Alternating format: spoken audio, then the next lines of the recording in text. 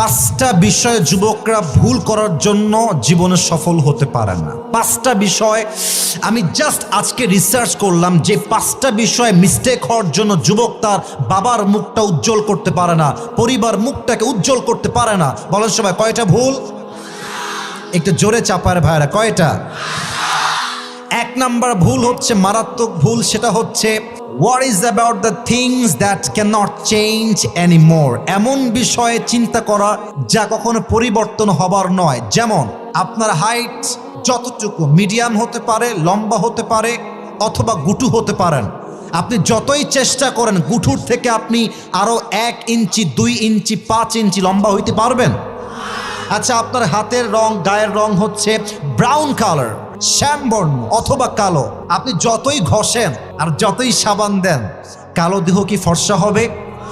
অতএব অনেকে এমন এমন বিষয়গুলো নিয়ে চিন্তা করে যেটা কখনো লাইফে চেঞ্জ হবে না। আমার যে রূপ আল্লাহ দিয়েছেন এটা এমনই থাকবে, আমার যে হাইট আছে এমনই থাকবে, আমার যে ব্রাউন কালার স্কিন এটা এমনই থাকবে। সো মাথায় রাখতে হবে আমার উইকনেস আমার স্ট্রংগেস্ট পয়েন্ট হবে, আমার জীবনের দুর্বলতা আমার জীবনের শক্তি হবে। আমার উইকনেসকে আঘাত করে কেউ আমাকে হারিয়ে দেওয়ার সাহস খুঁজে পাবে না, ঠিক কিনা বলেন?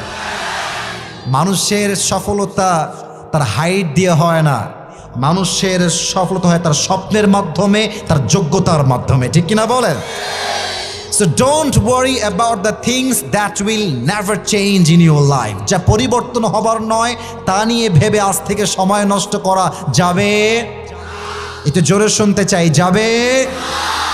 2 নাম্বার, নেগলেক্টিং সেলফ ডেভেলপমেন্ট। এখানে যারা এসেছো চাপায়ে পড়াশোনা করো, কে কে আছো একটু হাত তুলো। চাপায়ে পড়াশোনা করো, স্টাডি করো, মাশাআল্লাহ অনেকে আছো। আচ্ছা, এখন কলেজে পড়ে এমন কে কে আছে একটু হাত তুলবেন। কলেজে পড়ে, মাশাআল্লাহ হাত নামাও। মাদ্রাসায় পড়ে এমন কে কে আছে একটু হাত তুলো, মাশাআল্লাহ মাশাআল্লাহ, অ্যাপ্রিশিয়েটেড, হাত নামান। আমার কলিজার টুকরা যুবক ভাইরা, আমার দিকে তাকান তো। আমি কোনো অহংকার নিয়ে কথা বলছি না। ফার্স্ট অফ অল আমি মন থেকে কথা বলছি। আমি যেই চেয়ারে কথা বলছি সবাই আমাকে শুনছে। আপনার কি মনে হয় কোনো চেষ্টা ছাড়া, মেহনত ছাড়া, রাত জাগা ছাড়া, তাহাজ্জুদ ছাড়া, বাপ মায়ের দোয়া ছাড়া আমি এখানে এমনি বসে আছি? ইয়েস নাকি নো? আমি এমনি বসে নাই, আমাকে চেষ্টা করতে হয়েছে, আমাকে রাত জাগতে হয়েছে, আমাকে সেলফ ডেভেলপমেন্ট করতে হয়েছে। মাথায় রাখবা, মানুষ পরিবর্তন হয় 2টা সিস্টেমে। এক, হয় সময় তাকে পরিবর্তন করে দেয়, অথবা সে নিজেই পরিবর্তন হয়ে যায়। যদি সময় তাকে পরিবর্তন করে দেয় তবে এর কষ্ট অনেক বেশি হয়। অতএব আজ থেকে চিন্তা একটাই, সময়কে পরিবর্তন করতে হবে না, আজ থেকে আমি আমার নিজেকে পরিবর্তন করে ফেলবো, ঠিক কিনা বলেন? এখানে অনেক যুবক আছে ছ্যাঁকা খেয়ে বেকা হয়ে গেছে। অনেকে আব্বাজান, শোনেন আব্বাজান যারা এসেছেন শুনবেন, অনেকে বলে যে আব্বা ওই মেয়েকে ভালোবাসতাম, ও আমারে বিয়ে করে না আব্বা, আমি আর জীবনেও বিয়ে করব না, আমার বিয়ে চ্যাপ্টারই ক্লোজ হয়ে গেল। আরে বেটা, ও একটা বিয়ে করছে, ওর জন্য একটা বিয়ে জায়েজ। তুমি মিয়া বেটা মানুষ, মরদ মানুষ, তোমার জন্য 4টা বিয়ে জায়েজ। কেউ তোমাকে ছ্যাঁকা দিয়ে একটা বিয়ে করবে, তুমি 4টা বিয়ে করে দেখায় দিবা যুবক ভাই।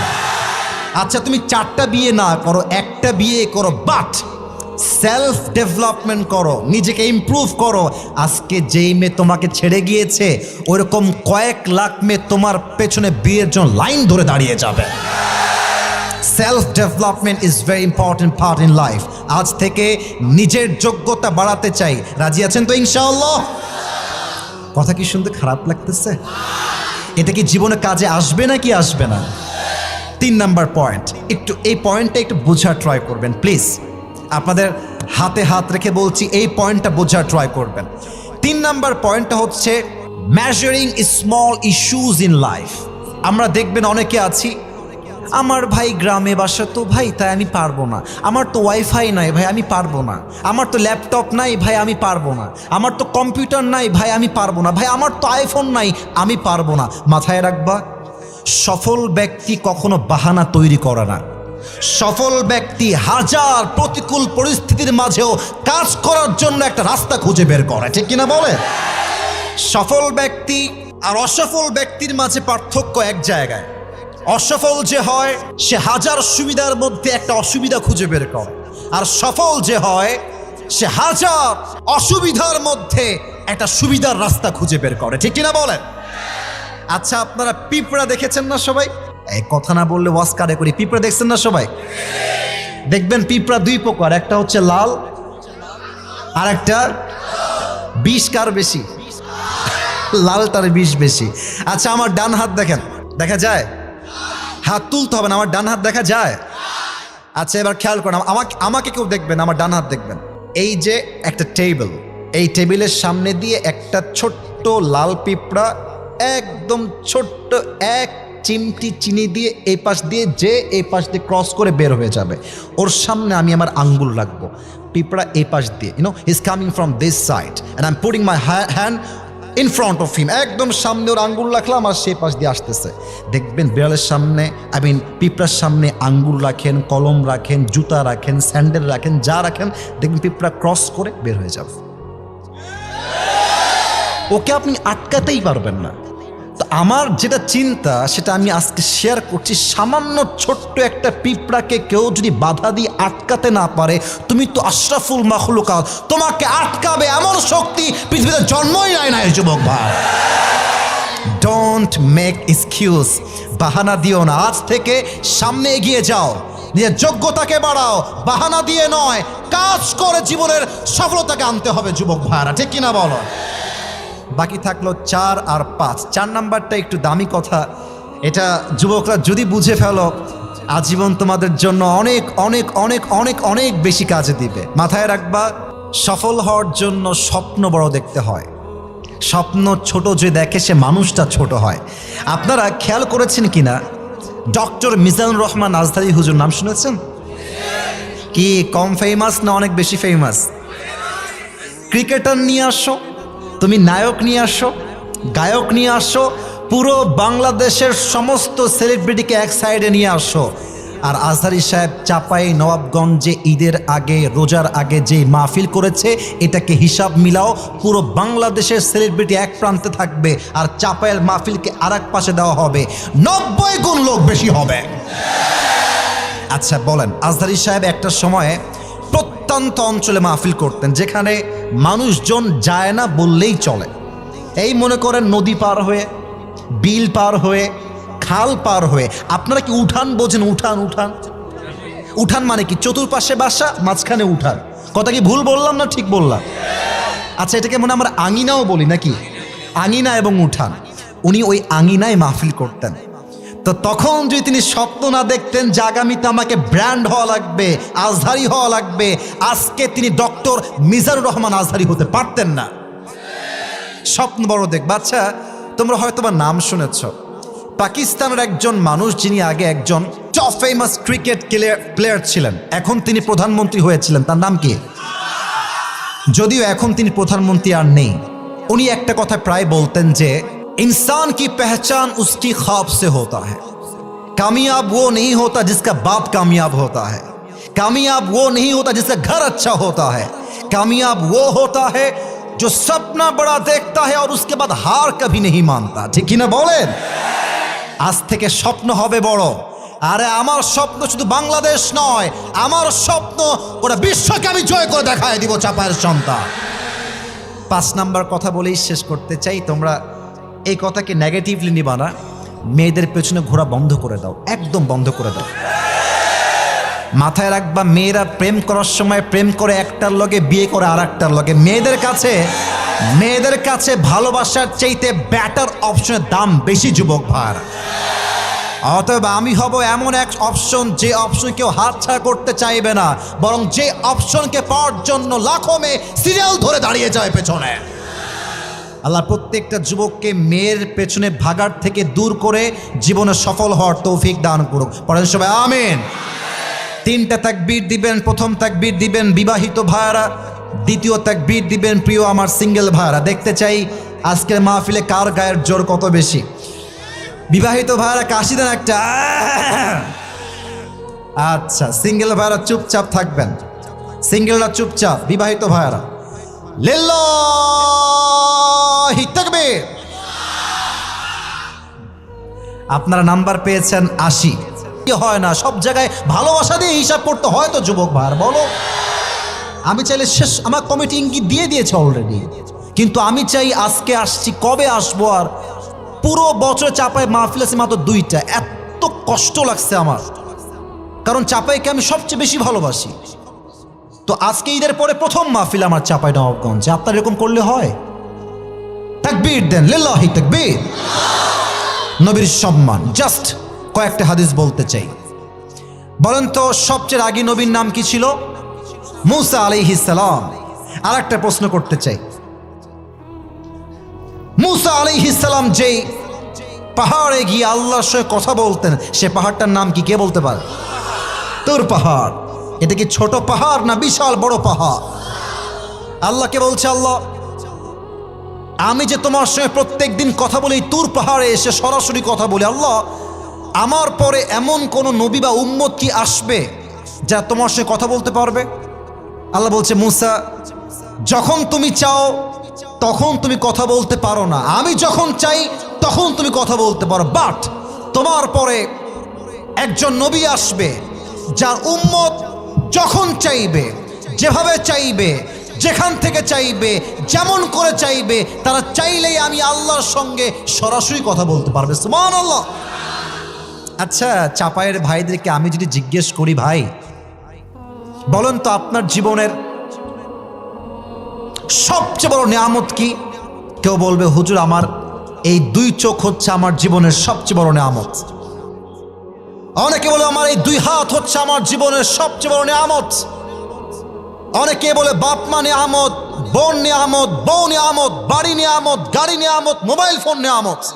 আল্লাহ বলছেন, না, তোমার জীবনের সবচেয়ে বড় নিয়ামত হলো আমি আল্লাহ তাআলা তোমাকে শেষ নবীর উম্মত করে পাঠিয়েছি। সুবহানাল্লাহ পড়বেন না? সেই নবীর উম্মত হলাম আমরা। 2 নাম্বার শেষ করছি এখানে। 3 নাম্বারটা ইন এ ভেরি শর্টকাট বলছি। নবীর আদর্শ। 1, নবীর আদর্শ বাবা হিসেবে কেমন ছিল? বলেন তো নবীর একমাত্র কলিজার টুকরা মেয়ের নাম কি ছিল?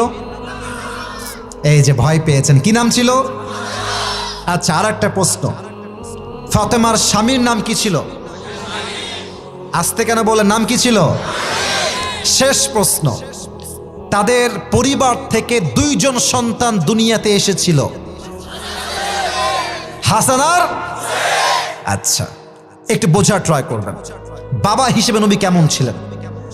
ফাতেমার বয়স যখন বিয়ের কাছাকাছি আসলো, নবীজি ডাক দিয়ে বললেন, সাহাবা একরাম কে আছো?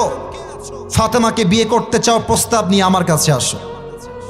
প্রথমে আসছেন ওমরে ফারুক রাদিয়াল্লাহু তাআলা আনহু। এসেই বলছে, আল্লাহর রাসূল আমি আপনার মেয়েকে বিয়ে করতে চাই, আমি আপনার জামাই হতে চাই, আপনি কি রাজি আছেন? তো নবীর রিয়াকশন চেক করবেন, আমার চেহারা দেখেন সবাই। কি ওমর কি বলল? নবী আমি আপনার মেয়েকে বিয়ে করতে চাই, আমি আপনার জামাই হতে চাই, ফাতেমাকে আমি বিয়ে করতে চাই, আপনি কি রাজি আছেন?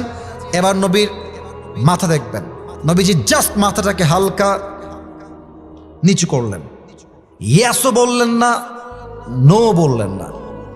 ওমরে ফারুক বুঝে গিয়েছে আই অ্যাম রিজেক্টেড, এখানে আমার কোনো খাওয়া নাই, বের হয়ে গেছে। এবার আসছে আরেক সাহাবী, ইয়া রাসূলুল্লাহ আমি আপনার মেয়ে ফাতেমার জামাই হতে চাই, আপনি কি রাজি আছেন হে আল্লাহর রাসূল? নবীজির মাথা আবার নিচু, ইয়েসও বলেন নাই, নো বলেন নাই। মাশাআল্লাহ, রাইট আনসার, ইয়েসও না, নো না। ওই সাহাবী বুঝে গিয়েছে আমার খাওয়া নাই। এবার আসেন, বাহিরে আরো 2 জন সাহাবী আছে, এক নামগুলো মুখস্থ রাখবেন, সামনে কাজে দিবে। এক হচ্ছে আব্দুর রহমান বিন আউফ, আর এক হচ্ছে আলী রাদিয়াল্লাহু তাআলা আনহু। তো এবার আব্দুর রহমান বিন আউফ বলছে, বন্ধু আলী শোনো, এদিকে আসো। কি বলবো বলো? বলছে, বন্ধু আমার মনে হয় এটা তোমার জন্য বিগ চান্স, যাও ফাতেমাকে বিয়ের প্রস্তাব নিয়ে যাও। আলী বলছে, আরে বন্ধু মাথা খারাপ, আমার না আছে টাকা, না আছে বাড়ি, না আছে ব্যবসা, না আছে চাকরি, আমার সঙ্গে ফাতেমার বিয়ে ইম্পসিবল, হতেই পারে না। আব্দুর রহমান বিন আউফ বলছে, বন্ধু চান্স মারতে দোষ কোথায়? চান্স মেরে আসো, কথা বলে আসো। আসলে কি জানেন যুবক ভাইয়েরা, মেয়ের বাপের কাছে প্রস্তাব নিয়ে যাওয়া যে কত কঠিন, এটা যুবকরা ছাড়া কেউ টের পাবে না এই মাহফিলে।